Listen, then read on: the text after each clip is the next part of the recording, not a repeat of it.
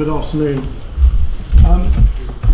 We are concerned that the draft interim report of June 2015 on the A428 options appears flawed in a number of fundamental and substantive aspects, and we believe it should be amended while there is still time before the consultation starts. The report and SWOT analysis it contains are based on a number of material inaccuracies, resulting in an imbalanced presentation that appears to many readers as favouring one option over another. The inaccuracies could well lead to a flawed appreciation of the options presented and are even likely to be seen as misleading. If not remedied, these deficiencies in themselves could in fact render the consultation process defective and open to legal challenge.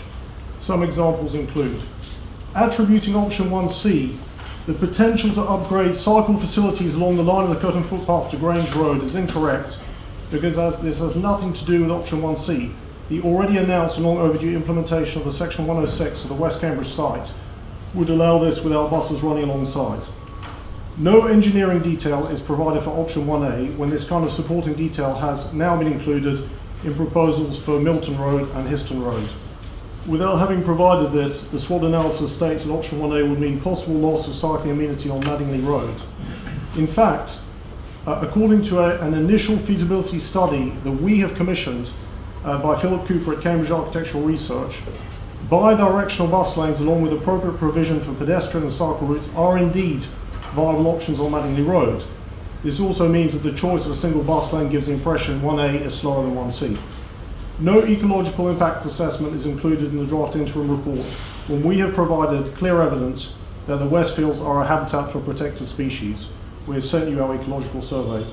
From a procedural standpoint, and in many respects I think this is the most material point, in 2008 the High Court clearly stated that this area was critical for the setting of the city, and not only that, it was actually Cambridge City Council who actually went against the developer in this case all the way to the High Court, if I understand correctly. So from a procedural point of view, the advice that we have been given is it's highly questionable procedurally for you to now, only a few years after that decision, to even go to consultation on the road across the Westfields. So the question I have is this: can the public expect these problems to be addressed and corrected when we see the proposal at the consultation stage? And I will also hand over to Graham Watts the feasibility report we've prepared. Okay, well, thank you, Mr. Coates. I'm not sure we have the opportunity within the space of a meeting to address each of the details, but I think the issues will be resolved in the way that we put the consultation paper together for the corridor. There are clearly three different options, and they will be presented in a measured way. The relative merits will be assessed by our officers, and they may want to pick up any specific points, Mr. Hughes.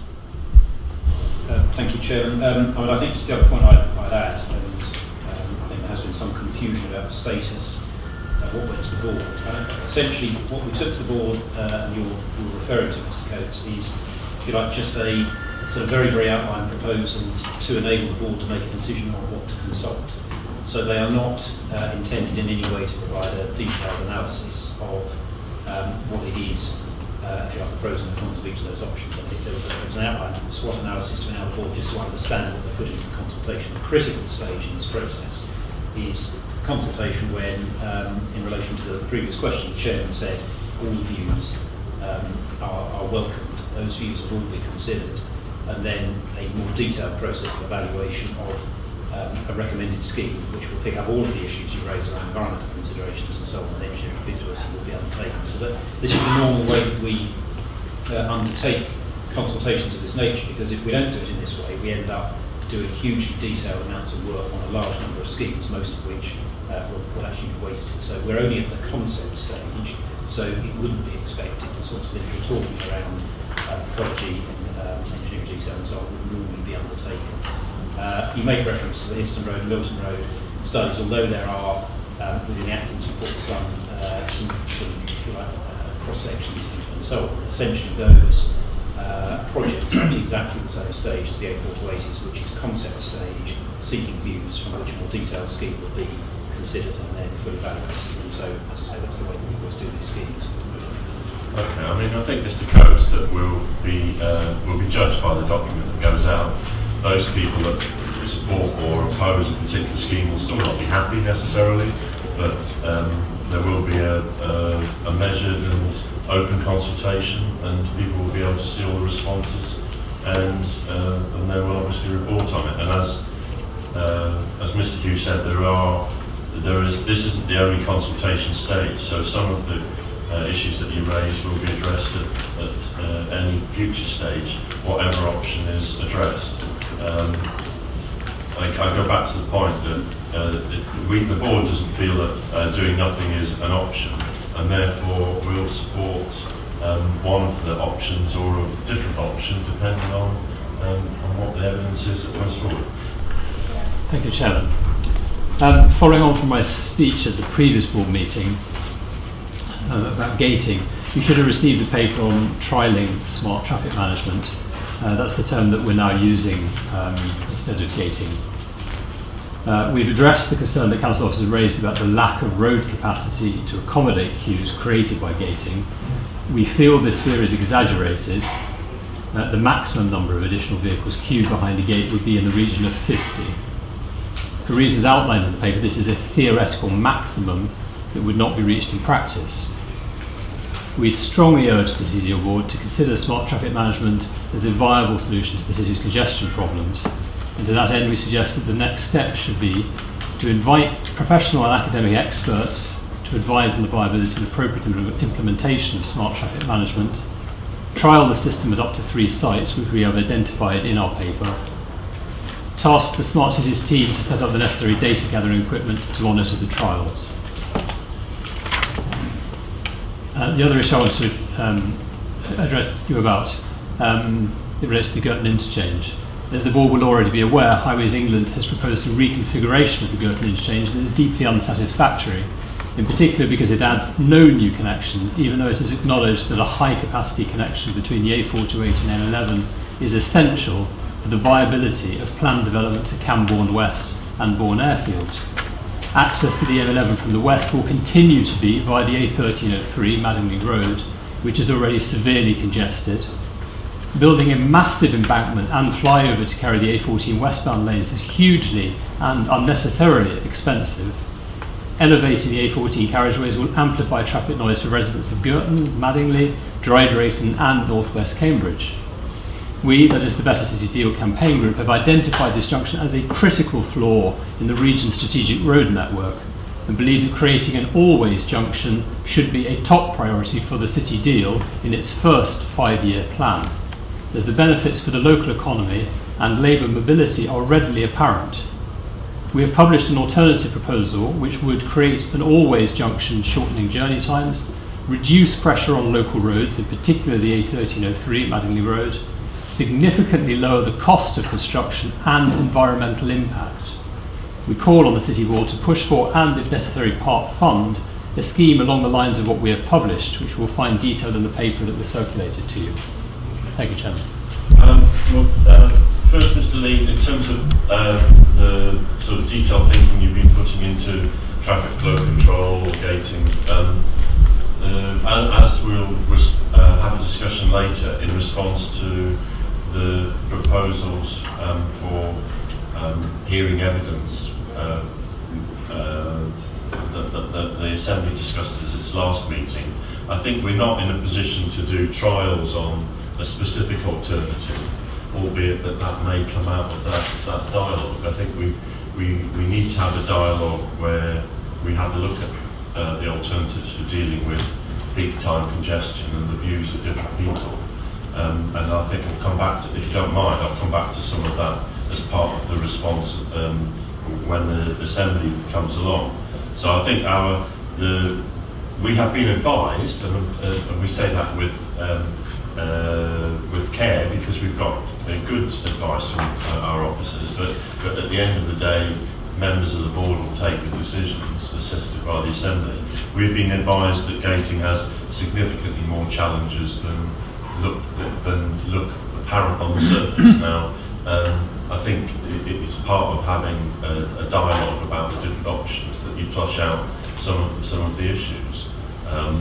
So, and I think that whilst there may be and I'm not ruling out the attraction of there being trials, clearly one of the issues that we need to look at if we do interventions of any sort is what are the spillover impacts and how do you do stuff. So I think certainly the broader approach, in addition to working on the radials, is that we either do things that have a holistic approach or that we don't. So we will be looking at that option and other options and issues when we look at when we have the call for evidence. In terms of the Highways England, I don't know whether you've been in touch with the process of a group of inspectors reviewing the A14, but whilst we clearly do have interests on the effectiveness of the Western Corridor out into South Cambridgeshire, we're not ourselves in a direct position to influence decisions made by Highways England, and that public inquiry at which we're represented and the county council's represented, I think can review the issues that you've raised and see whether as councils we should be raising those, but we have no decision-making power there. So I don't know, Mr. Hughes, if we could refer the issues that have been raised about the Girton interchange through the evidence that we're giving and the dialogue we've got through the inquiry into the A14. I'm not an expert on where it is at on time. Chair, I'm not entirely sure. I mean, I need to take that away to colleagues. I'm not entirely sure we could do that.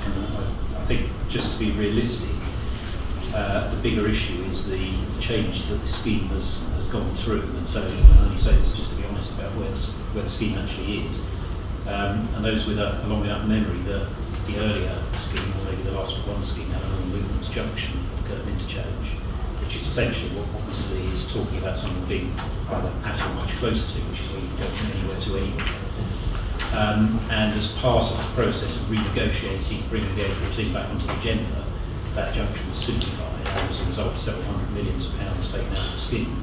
So I say that just simply to be realistic, which is that the Highways England are very constrained on the cost of the scheme. They're very, very constrained on the timescale for delivering the scheme, and a significant amount of design work has already been undertaken. So I say that merely so you're aware that the realities of changing probably the most complex bit of infrastructure on the A14 scheme at this stage of the game is highly, highly unlikely when the scheme is actually going to start on site next year. So I will take it away and talk to colleagues, but I believe A, that given the stage the examination is at, and B, given how the scheme has emerged, I think it's highly, highly unlikely there will be significant changes to that interchange.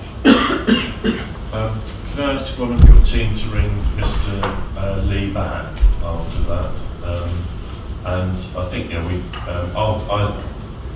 I'll just catch up with our people, but obviously I think the fundamental obstacle then, Mr. Lee, is that the A14 has already been re-engineered in a certain way, and we can make our calls and pressure, but whether or not we can change it, I'm just dubious, not because I'm defeatist, but simply because there's a limited budget.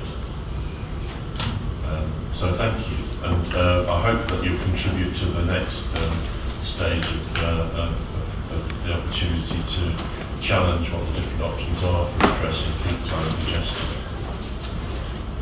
Thank you. You've got my questions anyway, haven't you? So Yeah.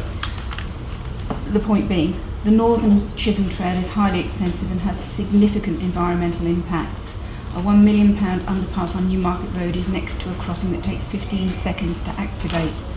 There is a £4 million bridge that doesn't connect to the station or the city properly. It is proposed while priorities like Mill Road Bridge are not included. Mill Road Bridge is much more used than Green Dragon one. I use both. Mill Road Bridge is not suitable for disabled access or for cyclists safety or pedestrian safety. It's just not. The scheme has no clear purpose and is not value for money. A large increase in cyclists will not happen unless roads are repaired, especially side roads, and they're not, and motorists stop being aggressive. I caught the bus today instead of cycling because I used to all the time, but it is dangerous. It is very dangerous going over Mill Road Bridge. It's very dangerous in the city, and I just don't do it anymore. And that's why. And motorbikes are going to start using Chesterton Bridge if that's built over there, because they will. Okay.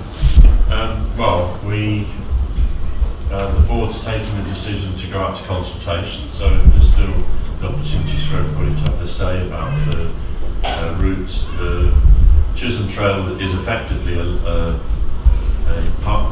sort of majority off-road, but some on-road, simply because the city isn't permeable enough to have a wholly off-road scheme. But essentially, as at, say, Mill Road Bridge, the intention is to take if subject to Network Rail, to take the route off the bridge, and to actually, there are in fact 2 side tunnels, if you look at Mill Road Bridge, which are not used. So the opportunity to have an off-road route which goes from north/northwest down to south and southeast is a great opportunity in the city to take quite a lot of cycle routes, cycle movements off-road, and give people a real alternative. Am I allowed to say or not? Well, I'm just going to, I don't mind you saying that. Well, if you just let me finish first, I was just going to answer your questions. I don't mind if you have another minute, but we're here for other business as well. So there is going to be a consultation, including on the bridge across. There are still obviously a number of issues. We don't think that the environmental impacts have been ignored, but it will be clearer, Pat, when you see the document. We appreciate that a number of people don't believe that there should be another cycle bridge, but it is that alignment gives a really important direct cycle route from an area of significant development that will occur in relation to Chesterton area, in relation to the North Cambridge station, and it provides a far better linkage in our judgment than trying to put cycles onto the existing road structure. We will also be investing in on-road schemes. In total, I think at our last meeting we agreed something like £9 million worth of the Chisholm Trail, but also a number of further £1 million in other schemes, and also there are other junction improvements coming forward. So yeah, there will be consultation. There's already been consultation on the bridge as an option as well, and we will make our decisions after that consultation, Mrs. White. Thanks, Chair. Yes, that's the way I hope you deal with it. So it's in 2 parts. First, general points, which I'd like to speak to now, and then pick up the points under the second section of the report on those items as they arise later.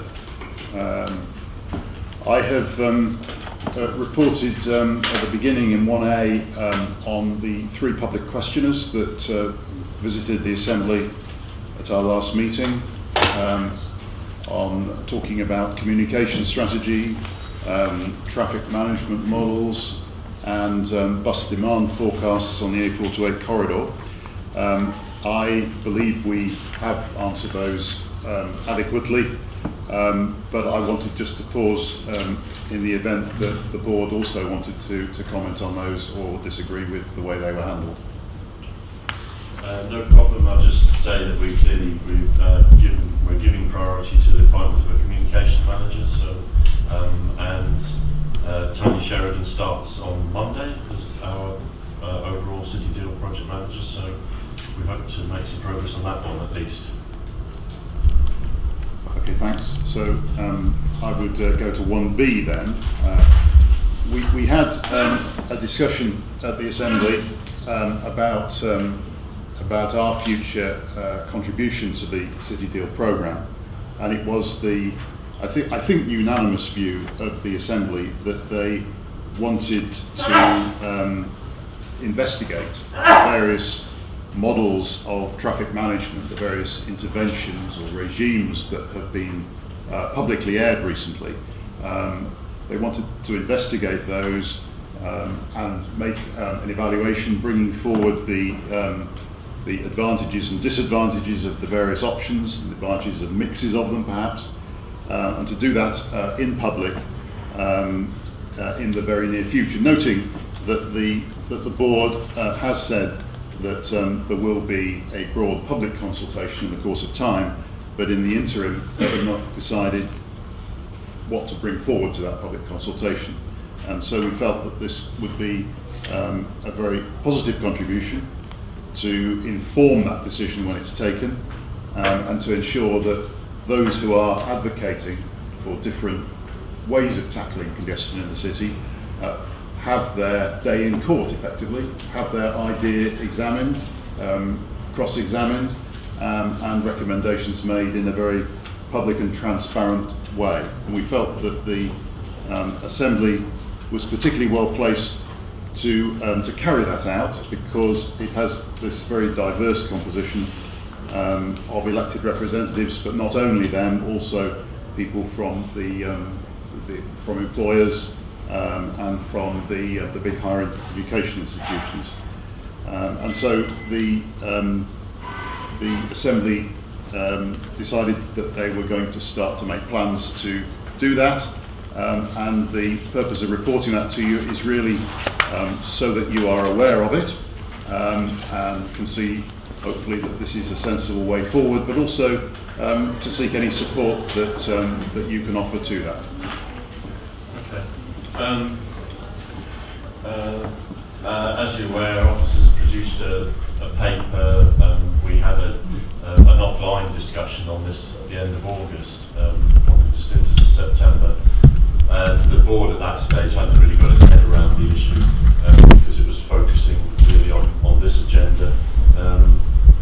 So, I mean, the board's view is that this is a good idea. It is in line with what officers had proposed as a sort of call for evidence.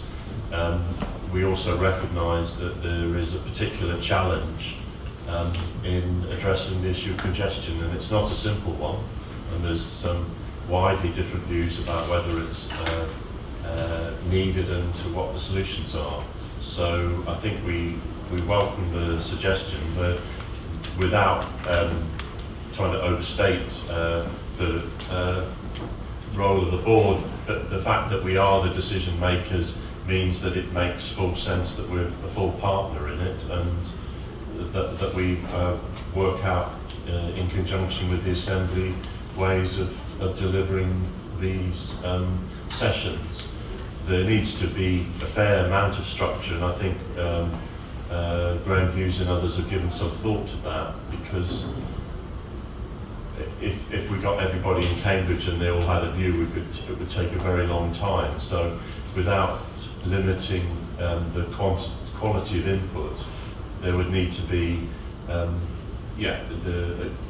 some sort of rules for the game in terms of inviting written submissions, and there being some discussion about how do we take the evidence and so on. We would need to start by, I think, as Mal Schofield has indicated, looking at the evidence base, and there we would also want to at least link in the discussion with the traffic generators, because that was something we wanted to do in this. The board has got some concerns that some of the traffic generators may be better able to express their views if it wasn't in public, but the core of these hearings should be in public, because that's the best way that we can engage people in the different options. So we want to work up with you a way of operating this that is open, transparent, challenging, gives people the opportunity to put forward different ideas, and is rooted in understanding the nature of the challenge, particularly in tackling peak time congestion. So not in a position this afternoon to come up with the full detail, but along with any comments that members of the board want to add, would propose that in addition to the email I've already sent you, that we just come forward with a means that meets the views of the Assembly and the board. Sorry, I didn't welcome Roger Hickford as vice chairman of the board either. So yeah, if we could come forward with an arrangement, and then that can then go back to the assemblies. It may not be formally on your agenda because your agenda's already gone out at the pace that we are working at the moment, but if we can get it back and circulated. So I don't know if you got any comments on that, Councillor Bick, and then maybe I'll take any comments from the board. Thank you very much, Chair. I mean, I think that the support of the board is welcomed on this. I think it's important that it's done. I think that the sharing of the initiative ought to be workable, as long as that doesn't involve the sidelining of the views of either part of the city deal governance, so there is an equal ownership of this.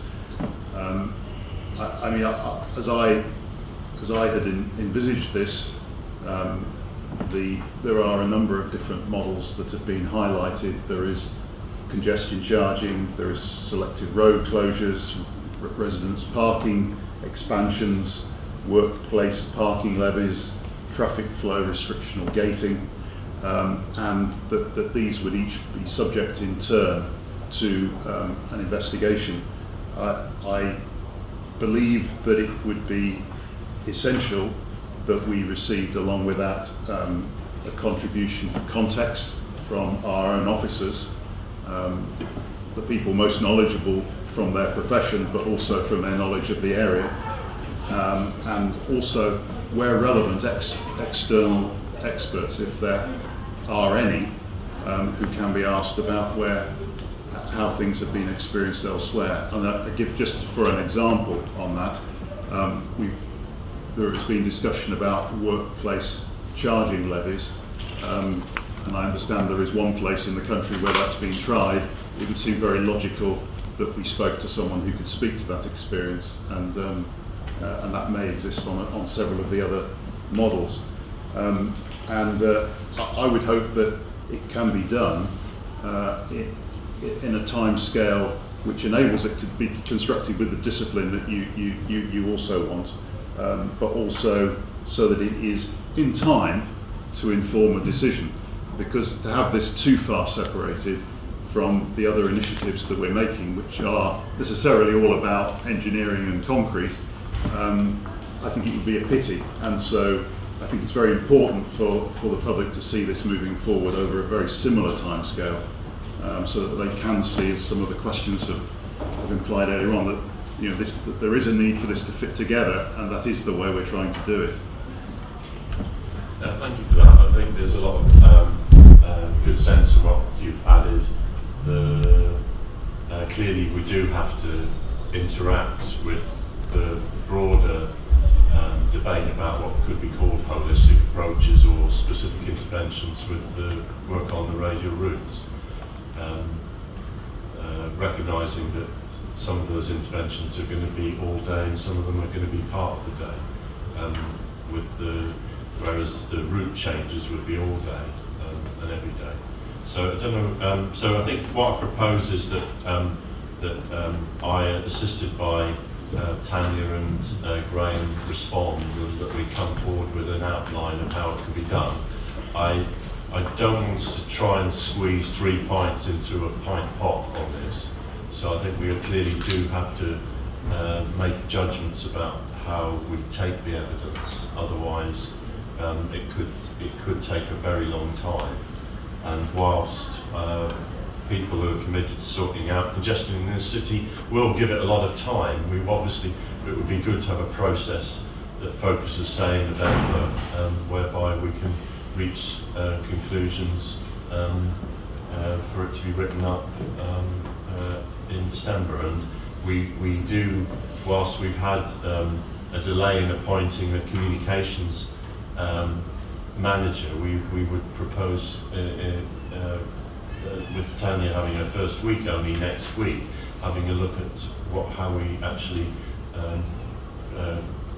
contract an appropriate resource, because in addition to inputs which we value, because if we externalise this we lose all of the thread of ownership and the expertise that we've already got, we will need to have some resource to assist us to deliver this. So I don't know if anybody wants to add anything, but we'll plan to respond and come up with an outline. I've given you some indications, and if you've got, in addition to what you've said and I've noted, if there are any other points that you want to bring forward in the next week, then obviously that could be part of that shaping up.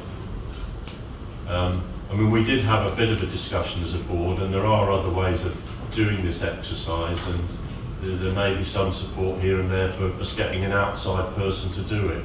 And I know, reflecting on it, that was the way that was done when there was a TIF proposals a few years ago, but we believe that doing it this way is better, albeit that it's not it cannot be a big activity because all of us are constrained by time, but it is a vital set of issues, and it does need to link into the wider programme of work, which we will in next year be coming up to some biggish decisions after consultations.